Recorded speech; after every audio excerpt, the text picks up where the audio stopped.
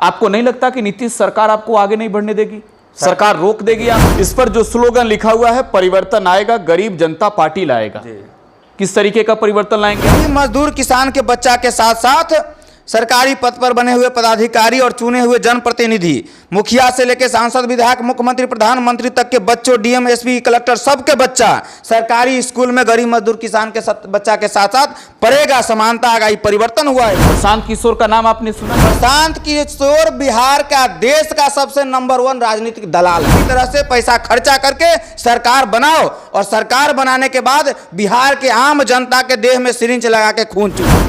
नमक हराम आदमी होगा, वो नमक का असूल कहाँ से चुकाएगा बताइए? तो वो तो दलाल है। पहले हम कहें कि प्रशांत किशोर बिहार का, देश का सबसे नंबर 1 दलाल है।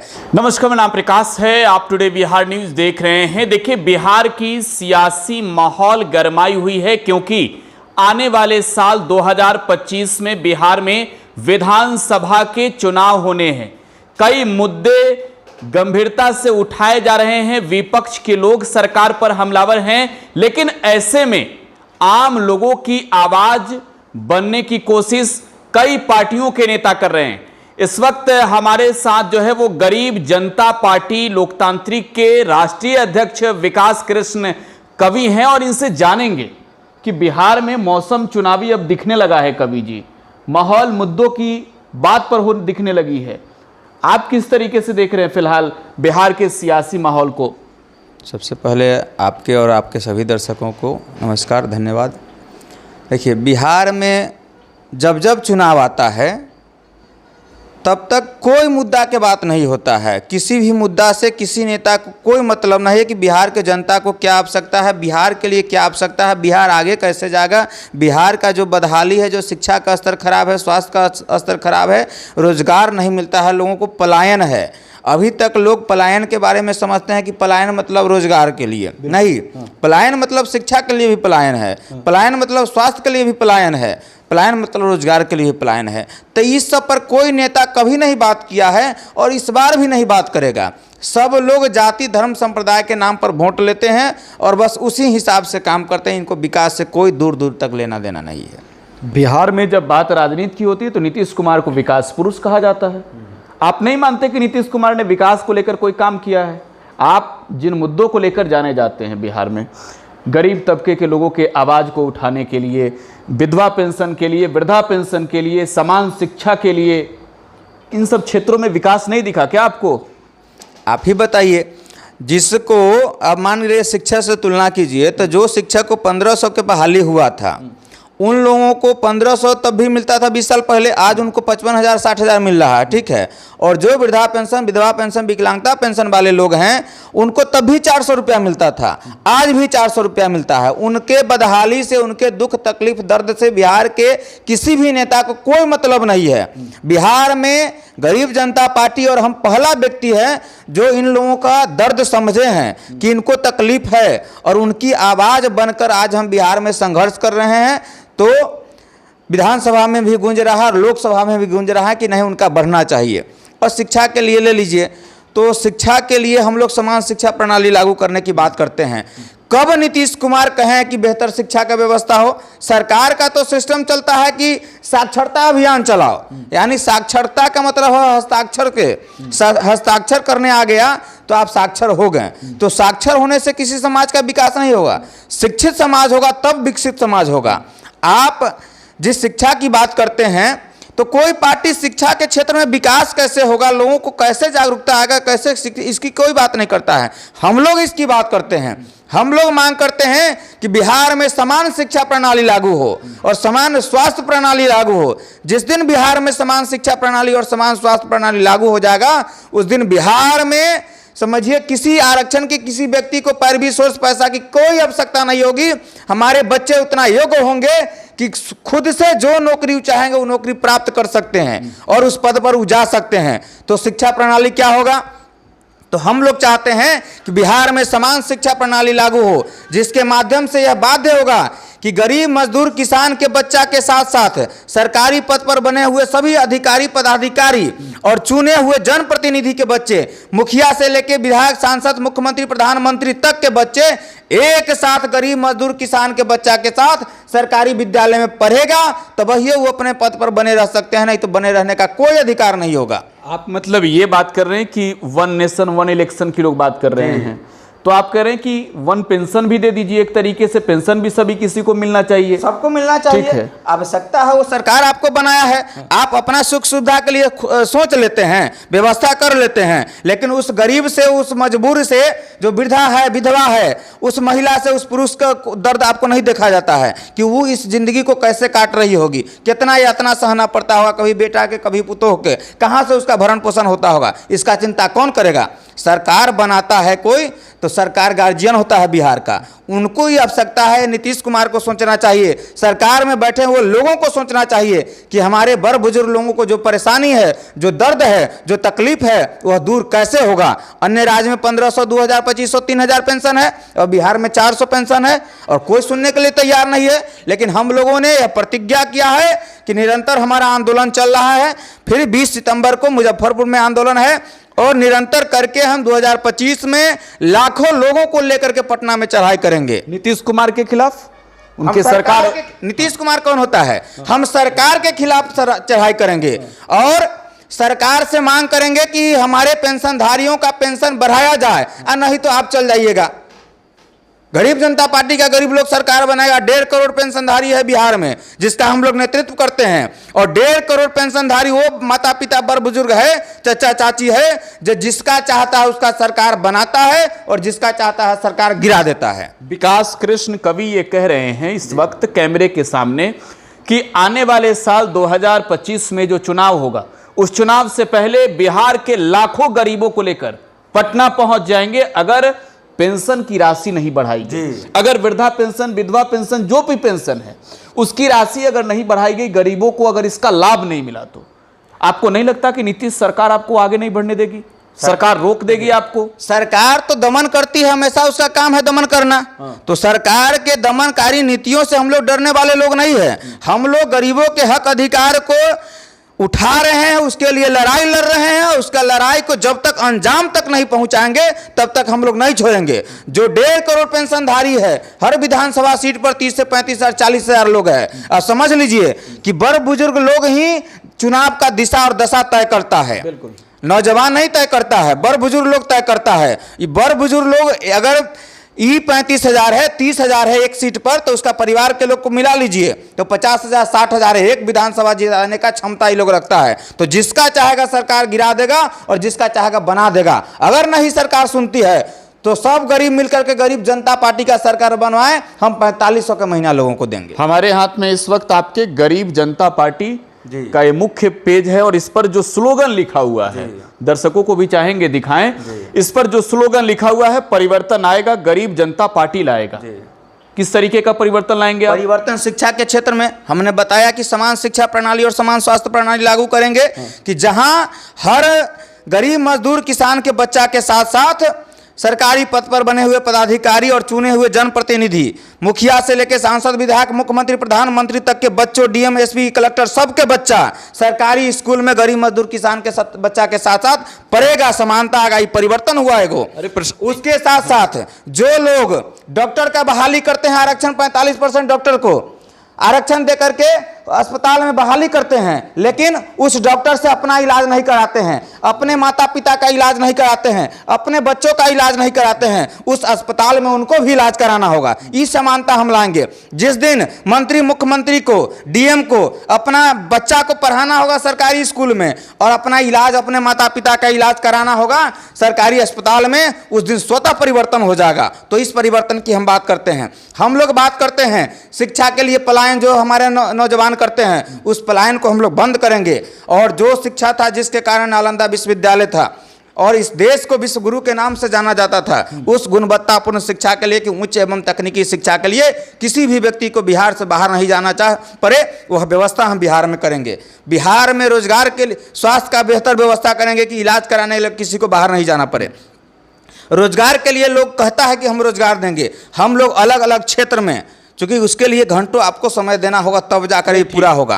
अलग अलग क्षेत्र में हम लोग रोजगार सृजन करेंगे और इतना रोजगार पैदा किया जा सकता है, क्योंकि हमारे पास मानव संसाधन है, इतना रोजगार हम पैदा कर सकते हैं कि हमारे बिहार के मजदूर को तो बाहर नहीं जाना होगा, उल्टे हमारे यहाँ लोग रोजगार काम करने आएंगे। और बड़े बड़े फैक्ट्री इंडस्ट्री वाले को जब हमारा मजदूर बाहर नहीं जाएगा तो मजबूरी में उसको बिहार में आकर के फैक्ट्री इंडस्ट्री लगाना होगा, रोजगार देना होगा। ठीक है, एक चीज बताइए, राजनीतिक दलों के बारे में तो बिहार में कहा जाता है कि बहुत सारे लोग हैं, मुद्दों की बात कितने लोग करते हैं इस पर भी चर्चाएं होती है। प्रशांत किशोर का नाम आपने सुना है? प्रशांत किशोर के सुनिए रहे हैं, प्रशांत किशोर के नाम कैसे नहीं जानेंगे बताइए। पहले मेरा क्वेश्चन पूरा सुनिए ना पहले। प्रशांत किशोर बिहार का, देश का सबसे नंबर 1 राजनीतिक दलाल है, तो उसको कैसे नहीं जानेंगे? अब बताइए क्या क्वेश्चन है? अब मेरा क्वेश्चन पूरा हो जाने दीजिए। प्रशांत किशोर बिहार में पदयात्रा पर निकले। प्रशांत किशोर ने कहा कि बिहार को लालू और नीतीश ने मिलकर लूटा है। बिहार में भाजपा के बल पर नीतीश कुमार ने लूटा, कांग्रेस के बल पर लालू यादव ने लूटा। प्रशांत किशोर जनसुराज पदयात्रा पर निकले। अब एक पार्टी बनने जा रही है इसी साल के अक्टूबर महीने में। प्रशांत किशोर वो बातें कर रहे हैं जो आप कह रहे हैं। आपको लगता है कि प्रशांत किशोर बिहार को बदल पाएंगे? दलों से टूटकर नेता जो है वो जनसुराज के साथ जुड़ रहे हैं। वो कह रहे हैं कि कारवां चल रहा है, बेचैनी बढ़ी हुई है। कोई कारवां नहीं चल रहा है। अरबों खरबों रुपया खर्चा करके प्रशांत किशोर चर्चा चलवा रहे हैं। कोई कारवां नहीं चल रहा है। और जो लोग किसी दल से वहां जा रहे हैं जिसको कोई पूछने वाला नहीं है, जो थका हारा है, वो लोग जा रहा है कि कहीं बिहार विधायक हम बन जाएंगे।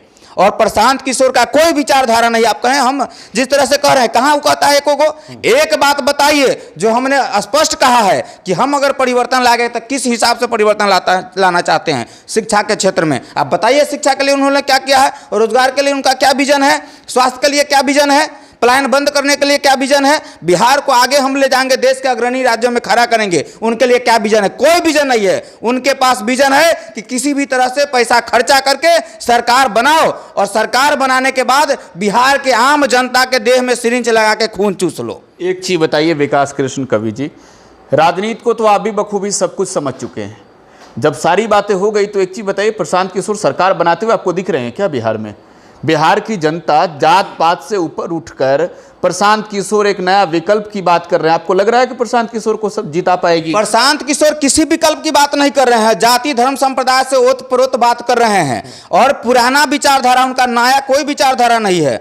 हम तो चैलेंज के साथ प्रशांत किशोर के कहते हैं कि जिस दिन प्रशांत किशोर चाहे हमारे साथ बैठ करके किसी चैनल पर किसी व्यक्ति के, पूरे बिहार के जनता, देश की जनता दिखेगी, बैठ करके डिबेट कर ले। अगर हमसे अच्छा विजन होगा तो प्रशांत किशोर का अधीनता हम स्वीकार कर लेंगे और आजीवन होकर गुलामी करेंगे। अगर उसके पास विजन नहीं होगा, उससे बेहतर मेरा विजन है, तो हमारा मदद करे और हमारा अधीनता स्वीकार करे।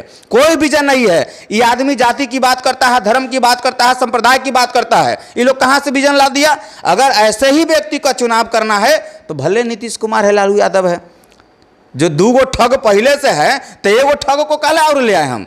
ये कहता है प्रशांत किशोर कि जो 20 लाख रुपया दे के सीओ पोस्टिंग कराता है वो तो दलाली लेगा ना। उसी का बात है, हमारा बात नहीं है, प्रशांत किशोर का बात है। तो हम कहते हैं जो नेता अरबों खरबों रुपया लगा करके प्रचार कर रहा है वो तो जनता को चूसेगा। ये लागू होता है तो वो लागू होता है। ये हो सकत है तो वो काहे नहीं हो सकत है? वो हो सकत है। पैसा कहाँ से आ रहा है उनको मालूम है आपको? अरे पैसा कहाँ से आ रहा है? लोग दे रहा है। कहाँ से लाए हैं पैसा? प्रशांत किशोर ने कल हमारे ही एक सवाल के जवाब में कहा जी कि बिहार में एक ऐसी व्यवस्था बनाएंगे कि जनता जो है वो पैसा देगी, करोड़ों करोड़ में रुपए आएंगे चुनाव लड़ने के लिए। बिहार की जनता से पैसा लेकर बिहार को बदलने की बात प्रशांत किशोर कर रहे हैं। विकास कृष्ण कवि को नहीं लगता कि प्रशांत किशोर बदल देंगे? भाई पैसा लेंगे बिहार की जनता का, तो नमक खाया तो नमक का तो वसूल चुकाएंगे ना। नमक हराम आदमी होगा, वो नमक का असूल कहाँ से चुकाएगा बताइए? तो वो तो दलाल है। पहले हम कहें कि प्रशांत किशोर बिहार का, देश का सबसे नंबर 1 दलाल है। सबसे पहले भाजपा का दलाली किया, कुछ दिन कहा भाजपा निमन पार्टी है, कहा ना। उसके बाद कांग्रेस का दलाली किया, चुनाव हार गया। समाजवादी पार्टी का दलाली किया, उत्तर प्रदेश में चुनाव हार गया। यहाँ आया, लालू नीतीश साथे थे, उसका दलाली किया, कांग्रेस साथे था, कहा कि सब ठीक आदमी है, इसको वोट दो, इसको जिताओ। ओकरा बाद ममता बनर्जी दिया, कहा कि ठीक आदमी है। अलग अलग राज्य में कहा कि सब पार्टी ठीक है। अब कहता है सब चोर पार्टी है। ये सब गड़बड़ है, अब हमको ठीक करो। इसका मतलब है सब ठीक है मिला जुला के, ये सबसे ज्यादा खराब है। इसको अब लालच धर लिया है कि हम काम करेंगे, हम मुख्यमंत्री बनेंगे।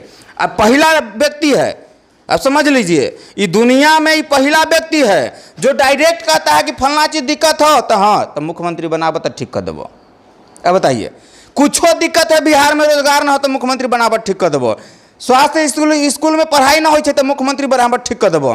तो इलाज करावे बाहर जाए तो मुख्यमंत्री बनाबो ठीक कर देबो। बताइए, अरे आप आंदोलन करिए ना, रोड पर उतरिए। अगर व्यवस्था में खराब है तो किस व्यवस्था के लिए कई दिन प्रशांत किशोर आंदोलन किया है रोड पर उतर करके? एगो बताइए आंदोलन हमको। तेजस्वी यादव उतरता है ना। ये तो खैर चोर परिवार के लोग है, बेचारा की आदत हो गल है। एसी में बाबूजी कैसे हुए इसको रख करके पैदा किया, पढ़ाई लिखाई है ये नहीं, अपना दुनिया में उलागल थे कि कैसे लूट उठ के इसके लिए संपत्ति बना दे, तो उसमें लगल है, तो उसको विरासत चलाता है। जातिवाद के घोर ये लोग मतलब समर्थक लोग हैं। अब बताइए, ये जो पप्पू जिसको बोलते हैं देश स्तर पर, राहुल गांधी की बात कर रहे हैं, इसको भी लगता है कि समाज को बांट करके हम जीत सकते हैं, प्रधानमंत्री बन जाएंगे।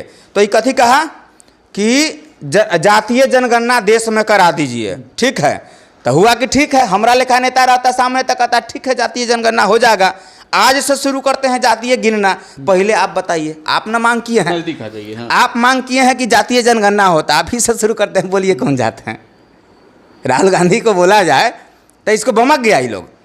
काहे बमक गए? आप जब मांग किए हैं, अगर कहा जाए कि हम कहते हैं कि शिक्षा के स्तर को सुधारा जाए और बेहतर व्यवस्था किया जाए, और हमको कोनो कहे कि पहले कवि जी चलिए आप अपना बेटा के स्कूल में नाम लिखाइए और सरकारी अस्पताल में इलाज कराइए, तो हमको तो तकलीफ नहीं होना चाहिए। अच्छा, तो वो नहीं करेंगे। हम अपन जात ना बताओ, तू सा गिन के बतावा। अच्छा, आप नहीं मानते कि जातीय जनगणना जरूरी है?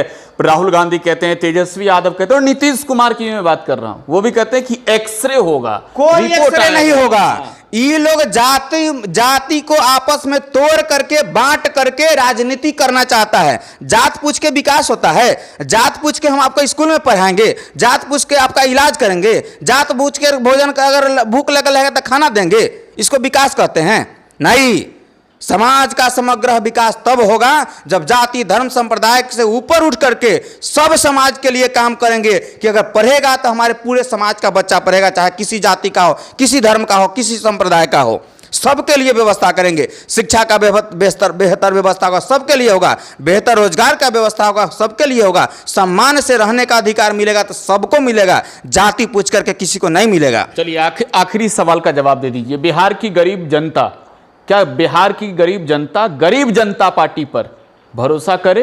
देखिए, बिहार की गरीब जनता पार्टी पर भरोसा करती है, तो वही गरीब जनता पार्टी के कार्यक्रम में 25,000 50,000 भीड़ आता है। नहीं तो किसी नेता का औकात नहीं है कि अपना पैसा बिना खर्चा किए हुए, क्योंकि हम लोग के पास संसाधन नहीं है, बिना खर्चा हुए 50,000 भीड़ कहीं कोनो सभा में जुटा ले। इन लोगों को तो पैसा देना पड़ता है, दलाल रखना पड़ता है, गाड़ी का व्यवस्था करना पड़ता है, वहाँ कहना पड़ता है कि भोजनों होता है वहाँ। तैयो लोग जाता है ना रैली में, तो उन्हें से वापस आता है तो आधा लोग घरिया वही आता है, क्योंकि वो जनता के बात नहीं करते हैं, वो अपन भाषण सुनाते हैं। और हमारे साथ इसलिए लोग जाता है, जानता है कि पहला नेता है जो अपन बात नहीं करता है।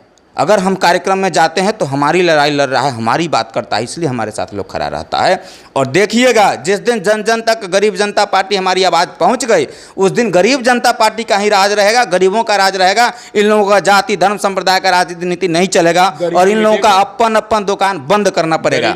जब शिक्षित समाज होगा तो विकसित समाज होगा, स्वतः गरीबी मिट जाएगा। आप देख लीजिए कि जिस व्यक्ति ने ठेला चला के, रिक्शा चला करके, किसी भी तरह पेट काट करके अपने बच्चों को अगर उच्च शिक्षा दिलाया है, तो उसके घर से गरीबी दूर हो गया है, उसके घर में गरीबी नहीं है। तो स्वदेशे पूज्यते राजा विद्वान सर्वत्र पूज्यते।